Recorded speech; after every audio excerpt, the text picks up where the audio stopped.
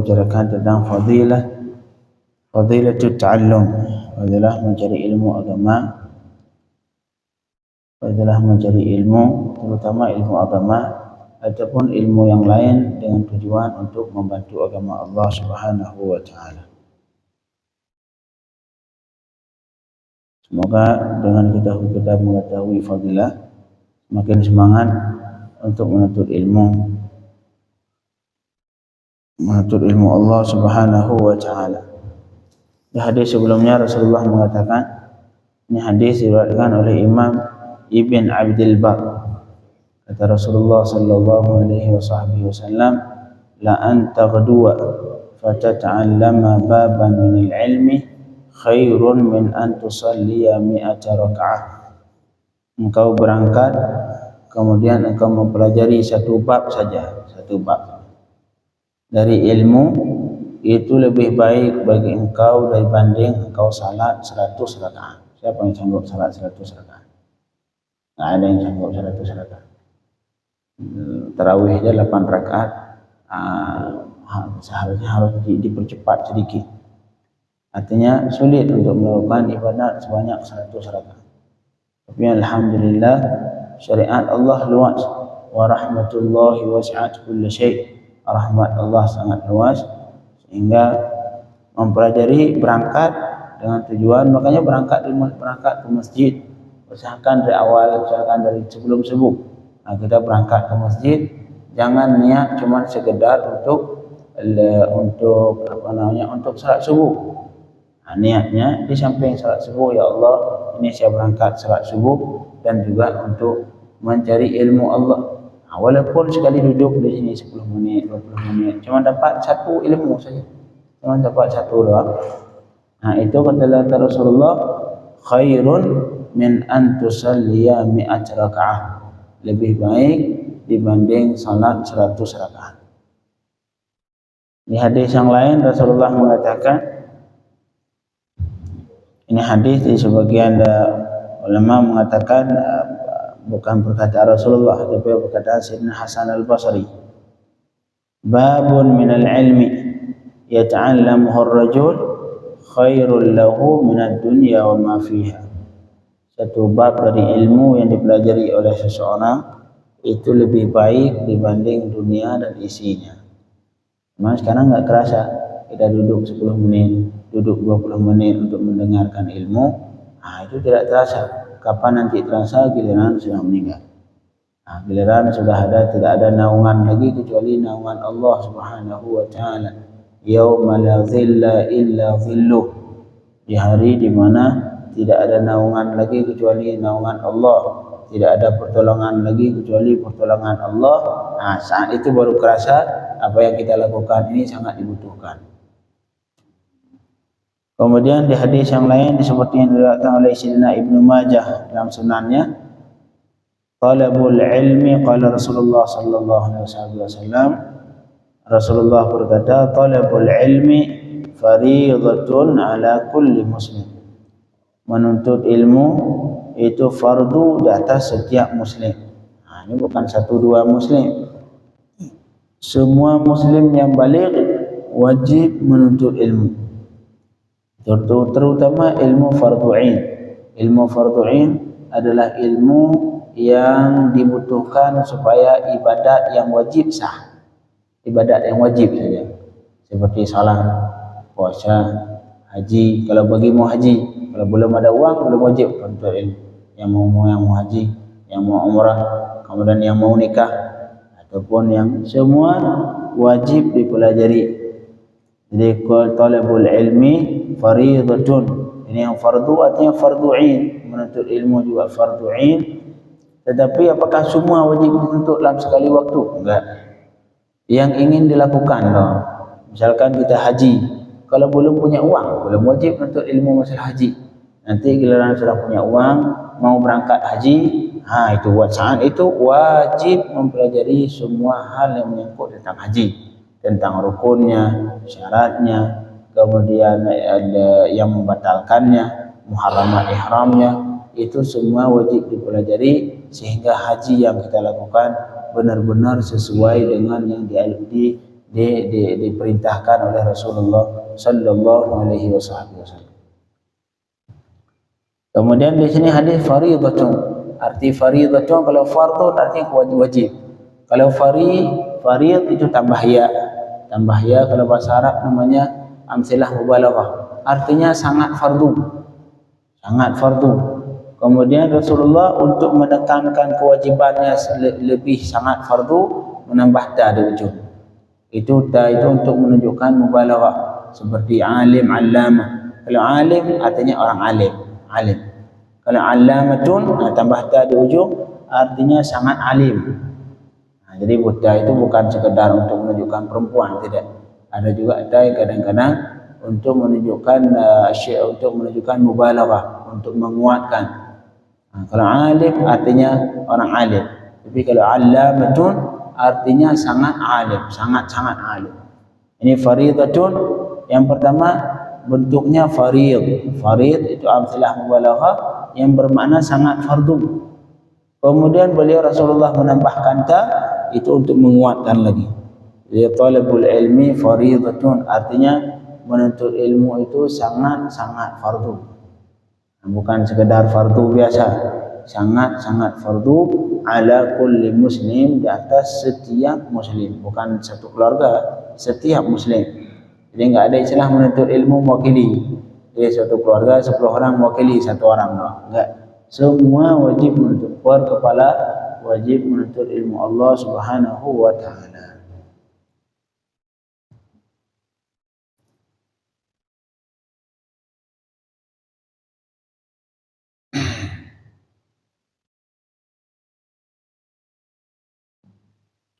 Kemudian di hadis Abi Dzar radhiyallahu anhu kata beliau hudur majlisi ilmin, menghadiri majlis ilmu. Arti majlis ilmu, majlis yang di situ dikaji masalah keilmuan, bukan majlis yang di situ cuma dikaji kadang untuk ketawa-ketawa, enggak ada faedah. Ini majlis ilmu artinya majlis yang di situ dikaji keilmuan tentang hukum halal haram, apa saja yang halal, apa saja yang haram, syaratnya apa, rukunnya apa. Nah, itu arti majlis ilmu. Majlis ilmu artinya majlis yang di situ dikaji tentang keilmuan, terutama keilmuan agama Allah Subhanahu wa taala. Hudur majlis ilmin, menghadiri majlis ilmu, afdal min salati alf rakaah. Lebih afdal dari salat 1000 rakaat. Siapa yang sanggup salat 1000 rakaat? Wa iyadat alf marid, dan lebih baik dari menjenguk 1000 orang sakit. Wa syuhudi alfi jenazah, dan lebih afdal daripada menyaksikan 1000 jenazah. Artinya mensalatkan, membawa ke makbarah, menguburkan. Hadir ke majlis ilmu lebih baik dari ini. Malahan dikisahkan Sayyidina Abu Hanifah radhiyallahu anhu, imam madhab. Beliau satu ketika lagi duduk depan gurunya, lagi belajar, masih proses belajar, belum jadi besar, masih proses belajar. Tiba-tiba datang kabar kalau anaknya meninggal. Kata beliau, udahlah, pada urusan anakku kalian aja yang ngurus. Itu saking bagi beliau masalah ilmu itu sangat dibutuhkan. Sampai-sampai anaknya meninggal, kata beliau ke yang bawa kabar tadi, udah tolong kalian urus semua, kalian makamkan, kalian salatkan, semua selesai. Saya nggak bisa berangkat sekarang, belum bisa ke sana sekarang karena masih belajar. Jadi tidak ada satu pun yang jangan sampai alpa. Jadi supaya tidak alpa, ada masalah yang terlewatkan, akhirnya beliau lebih mengedepankan duduk di depan guru untuk mempelajari ilmu agama dibanding mensalatkan anaknya, memandikan anaknya. Dan beliau udah urus ya sama kalian semua, memandikan, mengkafani, menguburkan, mensalatkan, urusan kalian. Saya tidak mau pulang, ingin menyelesaikan pengajian majelis ilmu bersama depan guru. Itu siapa? Sayyidina Abi Hanifah.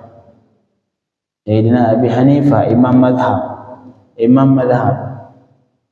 Tapi beliau lebih mementingkan ilmu dibanding dibanding mengurus anaknya yang telah meninggal, bukan orang lain, anaknya. Makanya di sini hudur majlis ilmin, hadir ke majlis ilmu itu lebih afdal dari salat 1000 rakaat. Subhanallah. Lebih afdal dari mengunjungi 1000 orang sakit. Lebih afdal dari menyaksikan 1000 jenazah. Makanya kita berniat ketika duduk majlis ilmu, berniat untuk mencari ilmu Allah sehingga mendapatkan fadilah yang disebutkan oleh Rasulullah sallallahu alaihi wasallam. Kemudian ada sahabat yang bertanya saat itu ke Rasulullah, "Ya Rasulullah, wa min qiraatil Quran?" Misalkan ada majlis ilmu dan di situ ada majlis baca Quran, itu lebih baik mana? Kata sahabat, "Ya Rasulullah, apakah menuntut hadir majlis ilmu lebih baik dibanding baca Quran?" Baca Quran. Satu lagi majlis ilmu, lebih baik. Kata sahabat, kata Rasul tadi, lebih afdal di salat 1000 rakaat, lebih afdal di mengunjungi 1000 orang sakit. Akhirnya sahabat bertanya, "Ya Rasulullah, termasuk lebih afdal dari membaca Quran? Misalkan saya baca Quran itu hadir majlis ilmu." Kata Rasulullah, "Wa hal ya qala sallallahu alaihi wasallam, wa hal yanfa'ul Quran illa bil ilm." Bukankah Al-Quran ini bermanfaat, tidak akan bermanfaat kecuali dengan ilmu? Al-Quran tidak bakalan bermanfaat kalau tanpa ilmu. Kita baca Quran kalau nggak dipelajari ilmu, sama seperti baca Quran. Walaupun dapat pahala dengan baca Al-Quran, karena Al-Quran menjadi ibadah dengan membaca teksnya, menjadi ibadah walaupun tidak kita pahami. Tapi untuk dari segi manfaat, Al-Quran ini diturunkan bukan sekedar untuk dibaca doang, dibaca teks tanpa untuk dipahami, tidak. Al-Quran diturunkan sebagai petunjuk. Makanya kalau ulama dulu itu satu ayat membaca Quran langsung jadi berubah muka beliau. Artinya Al-Quran ini bisa mengubah kehidupan karena kan beliau memahami isi Al-Quran sehingga Al-Quran bermanfaat. Al-Quran diamalkan dalam kehidupan sehari-hari. Seperti kata Sayyidatuna Aisyah, akhlak Rasulullah Quran berjalan. Artinya semua isi Quran diamalkan oleh Rasulullah sallallahu alaihi wasallam. Itulah Al-Quran. Yang tujuan diturunkan Al-Quran, hudan linnas wa bayyinatin minal huda wal furqan. Al-Quran yang pada dasarnya diturunkan sebagai petunjuk. Misalkan kita dapat buku petunjuk, beli kulkas, ada buku petunjuk bahasa Inggris. Kalau kita nggak paham bagaimana? Ya paling sekedar baca doang, baca teks nggak paham. Akhirnya walaupun kita ada buku petunjuk yang kulkas tetap rusak dipakai karena tidak memahami isi dari petunjuk tadi. Begitulah Al-Quran. Al-Quran diturunkan oleh Allah untuk menjadi petunjuk untuk kehidupan manusia. Kalau tidak dipahami gimana menjadi petunjuk? Makanya kata Rasulullah ketika ditanya, "Ya Rasulullah, majlis ilmu lebih baik baca Quran?" Ya kata Rasul. Alasannya kenapa? Karena Al-Quran tidak bermanfaat kecuali dengan dibarengi ilmu. Al-Quran tanpa ilmu baca teks dong, bukan menjadi petunjuk. Al-Quran diturunkan sebagai petunjuk supaya bisa kita mengamalkan isi Al-Quran sehingga kehidupan kita bagus. Itu tujuan Al-Quran, tujuan pokok Al-Quran. Tapi kemudian untuk menghasilkan petunjuk itu Allah menyuruh kita untuk sering membaca. Biar teringat, seperti halnya buku petunjuk. Di bawah ditulis, tolong dibaca berulang-ulang ini petunjuk. Kali lupa lagi, diulang lagi. Sehingga teringat itu isi buku petunjuk yang tentang memakai kulkas tadi misalnya. Begitulah Al-Quran. Ya Allah memberikan petunjuk, kemudian Allah menyuruh kita untuk membacanya berulang kali, menyuruh membaca mengulang dengan tujuan apa? Tujuan biar teringat di kepala, biar benar-benar teringat tentang semua isi Al-Quran. Jadi jangan kita anggap bahwa Al-Quran diturunkan sekedar untuk dibaca teks tanpa dipahami, bukan. Al-Quran diturunkan sebagai petunjuk. Cuman untuk mendapatkan petunjuk dari Al-Quran harus diulang lagi, dibaca lagi. Tujuannya supaya teringat semua isi Al-Quran. Jadi tujuan kita baca Al-Quran adalah untuk mengingat isi Al-Quran. Karena dengan semakin banyak diulang, maka isi Al-Quran semakin nempel di kepala, sehingga semakin banyak kita amalkan. Itu yang berdasar. Makanya akhirnya Allah memberikan pahala bagi orang yang membaca Al-Quran. Jadi wa min qiraatil Quran, apakah juga lebih baik daripada membaca Al-Quran, kata sahabat. Qala Rasulullah, hal yanfa'ul Quran illa bil ilm. Bukankah Al-Quran ini tidak akan bermanfaat kecuali dengan adanya ilmu. Al-Quran tidak bakalan, seseorang tidak mungkin bisa menjadikan Al-Quran sebagai petunjuk jika tidak memiliki ilmu. Marhaban.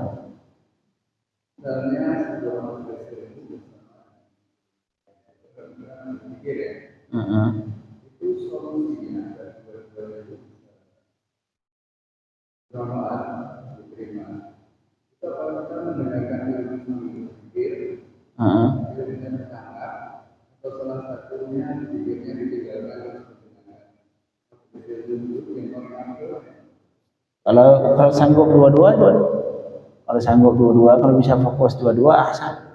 Cuman sulit. Karena kata ma ja'alallahu lirajulin min qalbayni fi jawfi. Tidak mungkin dalam satu waktu kita fokus dua perkara, sulit. Kecuali perempuan, kalau ibu-ibu katanya sanggup. Lagi masak, bisa ngejawab HP, bisa semua lengkap.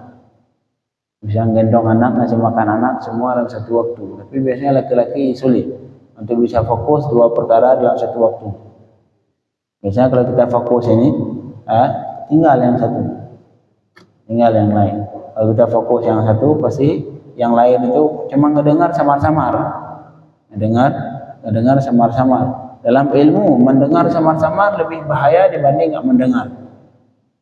Dalam hal ilmu, terutama keilmuan, kecuali kalau misalkan membicarakan masalah fadilah seperti ini, fadilah, ataupun bicarakan tentang kisah-kisah, ataupun ceramah mau'izah, bukan masalah keilmuan tentang halal, haram, rukun, syarat. Tapi kalau masalah syarat, rukun, artinya masalah keilmuan yang sangat dibutuhkan, nggak boleh ngedengar samar-samar, sekedar sambil jalan, nggak boleh, karena itu lebih berbahaya. Pahamnya setengah. Itu memahami setengah lebih berbahaya dibanding nggak paham. Kalau nggak paham selesai, nggak paham, nggak tahu sama sekali. Tapi kalau pahamnya setengah-setengah, bahaya. Makanya dibutuhkan fokus ketika, terutama di masalah ketika pembicaraan tentang keilmuan tentang halal, haram, syarat, rukun. Itu butuh fokus sehingga benar-benar yang dipahami itu sesuai dengan yang disampaikan. Sampai orang nyampaikan A, yang dipahami B. Tapi kalau sekedar cerita atau sekedar mau'izah seperti ini, fadilah, masih sambil pikir, sambil mendengar. Karena tidak terlalu butuh untuk benar-benar fokus sehingga pengen untuk diamalkan. Kalau bisa, cuma sulit. Apakah sanggup berjalan sekaligus dalam satu waktu dua? Sulit untuk fokus dua hal dalam satu waktu. Fokus dua-dua, harus fokus, sulit. Maka lebih baik ngambil salah satu yang lebih bermanfaat. Kalau misalkan nggak sanggup bisa fokus dua-dua, ngambil salah satu yang lebih bermanfaat. Ngambil yang lebih bermanfaat, yang lebih besar fadilah di sisi Allah Subhanahu wa taala. Malahan kita dulu kalau di pondok, itu saya punya guru, itu beliau kalau santri baru masuk pondok banyak zikir, dilempar pakai batu.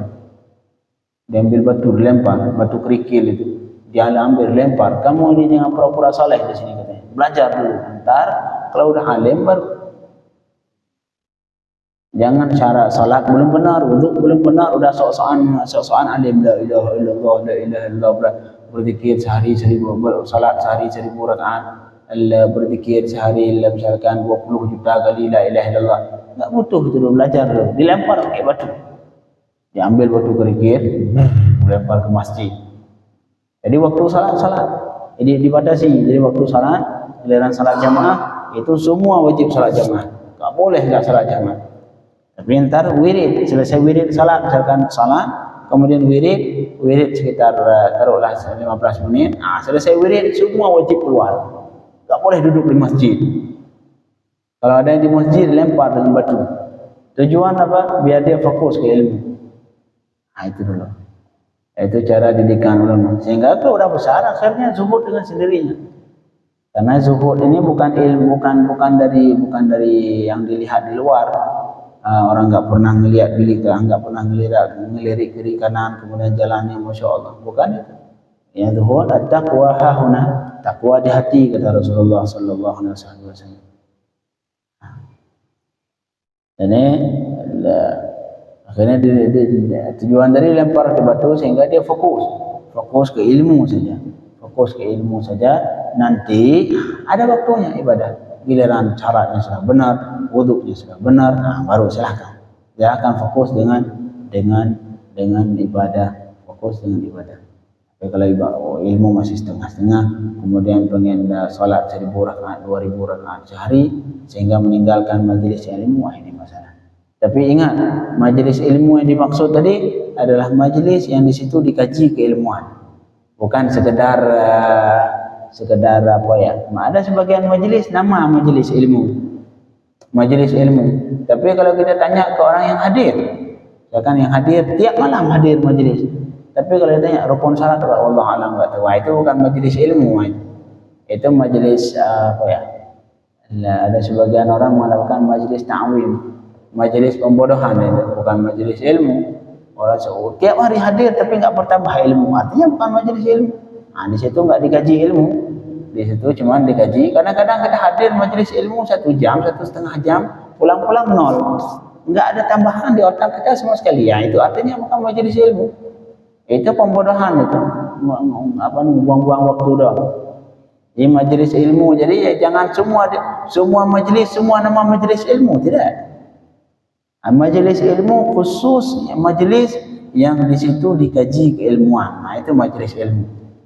Apa makna keilmuan? Keilmuan yang menyangkut tentang bagaimana cara salat, bagaimana cara berpuasa, bagaimana cara jual beli yang benar, apa saja syarat jual beli, apa saja rukun jual beli, apa saja cara menjual beli supaya terhindar dari riba, bagaimana cara utang supaya terhindar dari riba. Itu majelis ilmu. Tapi kalau majelis sekedar duduk nongkrong, kemudian ngasih syahi, pulang-pulang nggak ada tambahan ilmu sama sekali, paling ketawa-ketawa saja. Bukan majelis ilmu. Itu majelis qahwah. Majelis qahwah itu majelis kopi.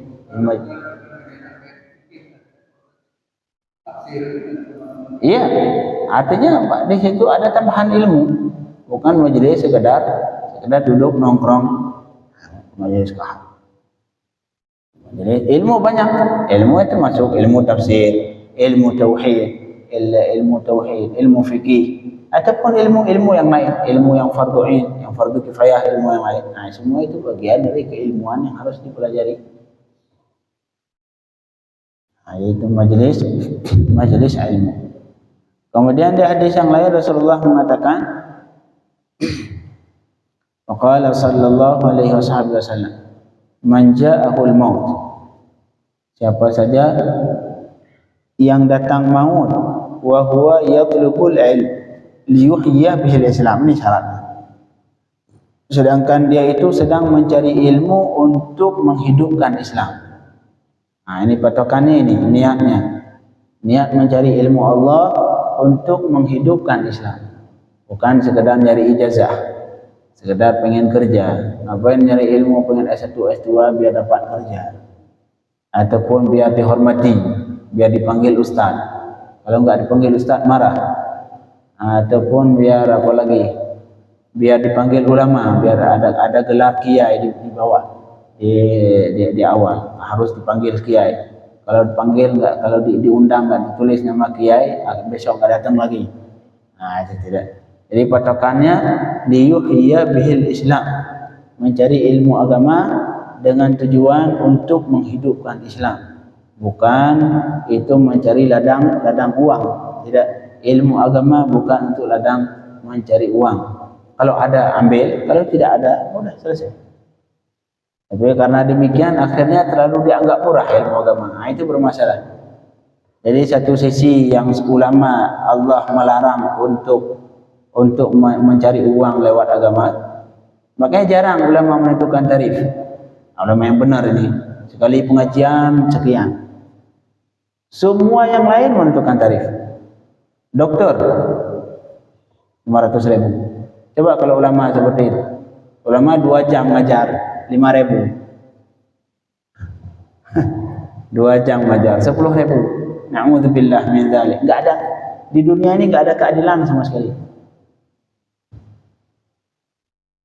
Dokter dengan alasan kan kami ustaz pas belajar kedokteran dulu mahal bayar. Emang yang belajar agama gratis? Belajar agama ke luar negeri siapa yang gratis? Bayar. Ada yang 50 juta, 60 juta seperti si Irfan kemarin. Berangkat belajar agama berapa? 62 juta bayar. Sama. Bayar juga mereka bayar, ini bayar. Tapi giliran ngambil ilmu agama gratis ustaznya, seikhlasnya. Kalau misalkan ustaz menentukan tarif, langsung dibilang, oh ustaz ini dunia ini ustaz. Na'udzubillah min dzalik. Giliran dia kalau enggak digaji, ya. Dokter mana ada sekarang dokter gratis yang buka klinik jantung, spesialis gigi, spesialis saraf gratis. Ada enggak? Nah. Nah, itu tapi tidak pernah kita mengatakan ini dunia ini. Giliran ustaz menentukan tarif, oh ini ustaz dunia ini mencari uang. Na'udzubillah min dzalik. Entar alasannya oleh dokter ustaz butuh uang pas belajar. Emang ini gratis dia belajar dulu. Habis uang puluhan juta juga. Kadang-kadang seorang santri itu butuh setiap bulan menghabiskan uang 1 juta. Dia belajar 10 tahun berapa? Kadang-kadang belajar di pondok 10 tahun. 10 tahun belajar setiap bulan 1 juta, 1,5 juta sudah. Berapa sudah? Kita nggak diperhitungkan itu semua. Tapi walaupun demikian terhadap ustaz Allah mensyariatkan tidak boleh. Seperti ini. Tidak boleh kalian belajar ilmu agama dengan tujuan mencari uang. Makanya ustaz giliran nggak digaji biasa. Giliran nggak misalkan beliau hadir ke sebuah majelis ilmu, pulang-pulang dikasih amplop 5.000, udah selesai. Enggak ada yang komplain. Nah, kecuali 1-2, memang enggak semua, pasti ada juga 1-2 yang komplain. Tapi yang ustaz yang benar-benar ustaz, yang benar-benar tujuannya untuk ini menghidupkan Islam, tidak dikasih 5.000 sampai ngajar 2 jam, sampai keluar ini busa di mulut, sampai keluar busa di mulut ngajar 2 jam, 3 jam, pulang-pulang dikasih amplop. Saya punya guru, sempat kata beliau dikasih amplop 2, nah, masya Allah. Tapi dua-duanya kosong. Alhamdulillah, entah panitianya yang lupa, entah salah ngasih amplop, Allah mana. Pulang-pulang dikasih amplop 2, masya Allah 2 amplop. Sampai ke rumah dibuka kosong. Kosong, beneran kosong kata beliau. 2 amplop, dua-duanya kosong. Astagfirullahaladzim. Tapi ya begitu, besok diundang datang lagi seperti biasa. Kalau kita pengen nyari keadilan, nggak ada keadilan sama sekali. Ilmu yang paling murah di dunia ini ilmu agama. Karena kalau masalah ilmu agama, kalau ngajar minta uang langsung, oh ini dituduh, oh ini nggak ikhlas, ini cari uang. Memang kalau ilmu lain, semua kenapa yang lain? Kalau buka kursus misalkan, kursus bahasa Inggris, nah itu berapa sekali masuk? 1 juta, 2 juta. Giliran kursus agama, ini dunia, ustaz nyari uang. Sama, memang ustaz pas belajar ilmu agama nggak butuh uang juga. Jadi jangan giliran ke yang kita harus minta uang. Dokter, na'udzubillah min dzalik, cuma semenit. Astagfirullahaladzim. Semenit. Jadi pegang di sini, pegang udah 500.000. Coba kalau ustaz seperti itu. Giliran ditanya hukum, saya nggak mau jawab hukum kecuali kalau ada yang minta hukum, tanya hukum, nggak mau jawab kecuali 500.000. Kira-kira apa tuduhannya? Pasti dituduh ini ustaz, ini nyari dunia, ini ustaz. Na'udzubillah min dzalik. Hanya jangan kita anggap seperti itu. Nggak boleh kita tidak berlaku adil. Harus berlaku adil. Jangan giliran ustaz dituduh ini, dituduh itu karena minta uang misalkan. Tapi walaupun demikian, Allah melarang seorang ustaz untuk minta uang. Seorang ustaz makanya kegiliran nggak dikasih. Itu saya punya guru, beliau cerita langsung. Saya jenengan pernah datang ngajarin majelis ilmu, pulang-pulang dia kasih amplop dua dia kasih amplop, ya subhanallah. Tapi isinya kosong, beneran kosong. Besok diundang datang lagi, kayak nggak pernah terjaga, kayak nggak ada masalah sama sekali di belakang. Datang lagi, entar datang lagi. Biasa, tidak mempermasalahkan. Kok kosong, ya sudah kosong, berarti seperti itulah rezeki dari Allah Subhanahu wa taala. Artinya perlakuan terhadap ilmu agama terlalu murah. Padahal itu ilmu nanti kapan bermanfaat? Ketika ruh sudah keluar. Giliran ruh sudah di sini, maka semua ilmu lain enggak butuh. Ilmu kedokteran, ilmu apa lagi? Semua itu enggak butuh. Yang dibutuh ilmu ini. Walaupun kita anggap terlalu murah, tapi nanti harus diyakini bahwa ilmu itu yang sangat dibutuhkan. Ilmu yang berfungsi untuk menjawab man rabbuka. Ilmu yang berfungsi sebagai untuk menjawab man nabiyuka. Ilmu yang berfungsi untuk menjawab man ikhwanuka. Wa ma kitabuka. Wa ma qiblatuk. Nah, itu ilmu untuk mencari jawaban itu tidak terdapat di ilmu kimia. Tidak terdapat di ilmu fisika. Itu jawaban tidak diketahui di ilmu biologi. Itu jawaban tidak bisa dicari di ilmu kedokteran, ilmu teknik ataupun ilmu yang lain. Itu pertanyaan itu cuma terdapat di ilmu yang kita bicarakan sekarang. Nah, jadi kembali ke sini, siapa saja yang datang maut sedangkan dia sedang mencari ilmu, syaratnya niatnya liyuhiyya bihil Islam. Subhanallah, Allah tetap memerintahkan seorang talib ilmu, terutama ilmu agama, jangan sampai niat karena uang sama sekali. Makanya kita dicaci oleh Allah, seorang ulama, seorang ustaz yang dilarang oleh Allah, oleh Rasulullah untuk mencari ilmu dengan tujuan bukan untuk menghidupkan Islam. Fabainahu wa seseorang yang meninggal sedangkan dia sedang mencari ilmu, fabainahu wa bainal anbiya fil jannah darajah wahidah. Maka antaranya dengan nabi di hari kiamat itu cuma satu derajat doang beda. Artinya beliau akan dikumpulkan bersama para nabi, para rasul dan para nabi Allah Subhanahu wa taala. Bagaimana tidak, sedangkan mereka ulama warathatul anbiya, ulama pewaris para nabi. Makanya yang namanya pewaris dengan yang diwariskan dekat di hari kiamat. Tapi syarat niat mencari ilmu benar-benar karena Allah Subhanahu wa taala. Makanya kita di pondok itu semua. Makanya kenapa para ustaz itu ustaz yang benar ini? Maksudnya ustaz yang benar ataupun kiai-kiai yang benar. Seperti tadi contoh, sampai ngajar 2 jam 3 jam sampai terbusa itu mulut. Pulang-pulang dikasih amplop 2, dia udah senang. Kasih buka kosong. Besok diundang datang lagi, enggak permasalahkan sama Yesus. Kenapa itu bisa terjadi di para ustaz? Coba kalau dokter kita undang ke rumah seperti itu. Coba Pak undang dokter ataupun teknik, arsitek ke rumah. Pulang-pulang dikasih amplop 0. Kira-kira besok datang lagi atau enggak? Ditelepon, diteror kita tiap malam, tiap hari diteror. Karena enggak ngebayarin dia. Tapi kalau ustaz, ketika enggak dikasih biasa aja, kayak enggak malu itu orang kadang-kadang. Alhamdulillah. Jadi para ustaz, kenapa bisa seperti itu seorang ustaz? Karena di awal memang dididik. Kita itu biasanya di pondok setahun pertama dididik yang hal itu. Tahun full itu ada kitab khusus namanya kitab Ta'lim al-Muta'allim, yang artinya mengajarkan orang-orang yang belajar. Itu kitab khusus itu. Nama kitabnya Ta'limul Muta'allim. Itu yang kitab tidak dipelajari kecuali di pondok-pondok. Yang artinya mengajarkan orang-orang yang sedang belajar. Arti kitab itu yang berfungsi untuk mengajarkan tentang bagaimana cara belajar yang benar sehingga ilmu bermanfaat, sehingga ilmu bisa diamalkan sehingga masuk surga Allah Subhanahu wa taala. Yang itu ilmu sekarang ditinggalkan. Allahumma ij'alna minas salihin. اللهم اجعلنا من الصالحين الطالبين العلم